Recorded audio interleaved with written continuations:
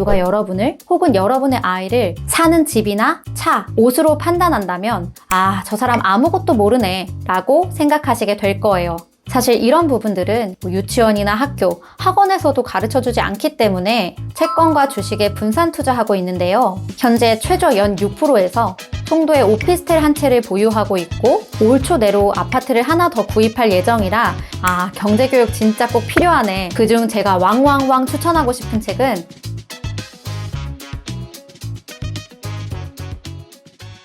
그래서 세 번째는 우리 집 경제 상황에 대해 함께 이야기를 나눠보는 거예요. 아이가 뭘 사달라고 조를 때마다 돈 없어 하시지 마시고 하루 시간을 내어서 진지하게 설명해 주시는 걸 추천해요.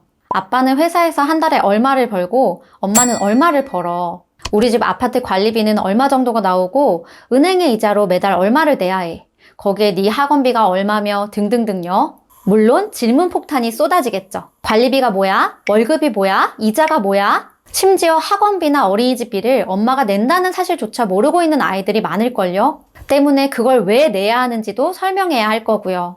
그치만 이걸 여러분이 한번 알려주시는 순간 이제 내 아이는 월급이 뭔지, 관리비가 뭔지부터 시작해 왜 우리 엄마 아빠가 마음껏 내 장난감을 사주지 못하는지도 알게 되는 거예요. 한마디로 경제 지식을 갖춘 아이가 되는 거죠.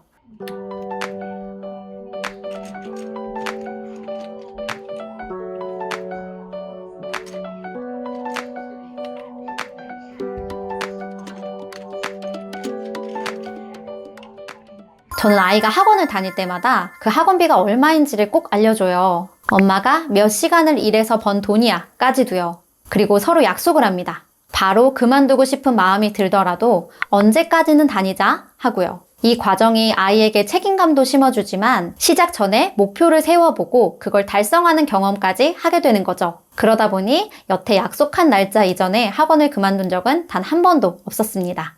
구독, 좋아요 부탁드려요. 자, 이제 마지막 이 루틴지 사용법 알려드릴 건데요. 이 종이 하나당 100원의 가치가 있다고 말씀드렸었잖아요. 그래서 제 아이가 하루에 할 일을 다 해냈을 때 벌 수 있는 돈은 하루에 1,000원이에요. 물론 집안일을 더하면 추가 수당도 받을 수 있고요. 6살 아이에게 하루에 1,000원이 많아 보이기도 하지만 대학 등록금이나 결혼 자금을 해줄 생각이 전혀 없기 때문에 차라리 미리부터 용돈을 좀 넉넉히 줌으로써 스스로 모으고 불리는 법을 알려주려고 이렇게 하고 있어요. 여튼 이렇게 번 돈으로 아이가 뭘 하느냐 이것도 궁금하실 텐데요. 바로 간식을 사 먹습니다. 저는 아이에게 아침, 점심, 저녁에 해당하는 3끼의 식사만 공짜로 주고요. 그 외에 과자나 주스, 음료수, 과일 같은 간식들은 모두 다 아이가 직접 돈을 내고 사 먹어야 해요. 15,000원, 2만원, 2,500원 있다. 심지어 키즈카페에서 사 먹는 음료수나 아이스크림까지도요. 그나마 과일 같은 것은 좀 저렴한 편이지만 밖에서 파는 과자나 빵 같은 건 그 가격 그대로를 받기 때문에 아이에게는 꽤나 부담이 되기도 하는데요. 그 덕분에 선택과 집중을 하더라고요. 원래는 저희 집에 일주일에 한 번 과자 사는 날이 있었는데요. 아이가 한 달 전쯤인가? 이제부터 과자를 사지 않겠다고 하더라고요. 과자를 안 먹는 것이 건강에도 더 좋고 돈도 아낄 수 있다면서요.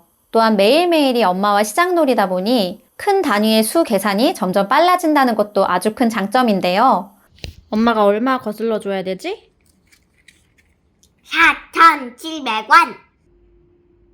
이런 보드게임을 자주 해주시면 속도를 더 붙이는데 도움을 받을 수 있습니다.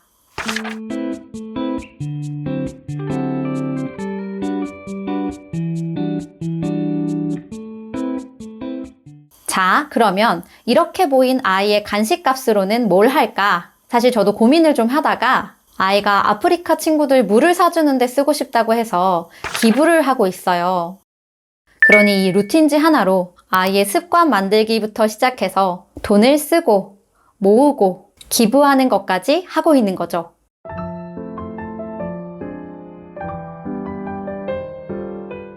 자, 이제 마지막인데요. 불리는 방법 알려주기. 사실 그럼에도 쓰는 돈보다는 버는 돈이 많은 데다가 한 번씩 할머니, 할아버지 용돈도 받기 때문에 아이 수중에 점점 돈이 많아지더라고요. 아이가 갖고 있는 돈이 많아질수록 집안일을 하려는 의지가 없어지는 데다가 돈을 쓰는 데 있어서도 점점 더 망설임이 없어지기 때문에 요거까지도 한번 해보시라고 추천하고 싶은데요. 저희는 한 달에 한 번씩 돈을 정산해서 당장 쓸 돈만 남겨두고 통장에 넣은 뒤 600원이야. 이 중에 당장 쓸 돈 얼마 필요해? 5,000원? 5,000원 하나? 좋았어. 나머지는 그러면 다 통장에 넣어서 주식 사줘? 그걸로 미국 ETF 주식들을 사고 있는데요. 어떤 주식을 사줄까? 배당주 하나, 나 성장주 하나. 배당주 하나, 성장주 하나 사줘?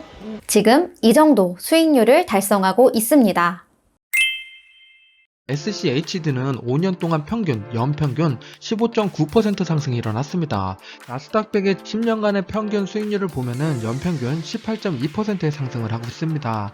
실제로 중요한 것은 복리입니다. S&P 500은 현재까지 6%, 나스닥은 지금까지 9.17%의 복리를 가집니다. 댓글도 많이 써주세요. 이게 원주의. 물론 아이에게 주식을 사주는 것이 좀 위험하다라고 생각하시는 분들도 계시겠지만 더 많은 수익을 내기 위해서는 더 많은 자금이 필요하고 그 자금을 만들기 위해서는 노동을 해야 된다는 걸 알려줄 수 있는 데다가 또 아이에게 주식이 뭔지 배당금이 뭔지, ETF는 무엇이며 왜 우리가 끊임없이 경제 뉴스에 귀를 기울여야 하는지, 미래에는 어떤 사업들이 잘 될지 등등등에 대한 정말 수많은 이야기를 나눌 수 있어 유익하더라고요. 예를 들어 미래의 자동차는 어떤 모습일까? 우리가 우주여행을 하는 날이 올까? 하면서 테슬라라는 회사에 대해 얘기할 수도 있고, 엄마 아빠가 어렸을 때는 집에 컴퓨터 있는 집이 별로 없었다? 하지만 네가 어른이 됐을 때는 어떤 변화들이 생길까? 하면서 AI 관련 주식들에 대한 이야기도 해볼 수 있겠죠.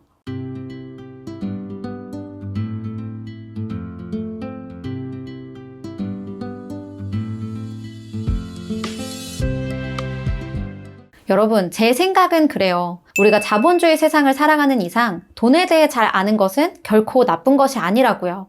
게다가 이 돈이라는 것은 곧 나를 지켜주는 것이기도 하잖아요. 돈이 없으면 무시당하기 십상인데다가 내가 하고 싶은 것도 할 수 없고 극단적으로는 아팠을 때 병원에 갈 수도 없으니까요. 그러니 스스로를 지키는 법을 알려주기 위해서라도 아이에게 경제교육 시켜주시면 어떨까 하는 마음으로 이 영상을 준비해봤고요. 부디 도움되셨기를 바라요. 구독과 좋아요, 댓글 많이 부탁드려요. 그럼 다음 영상으로 돌아올게요. 안녕.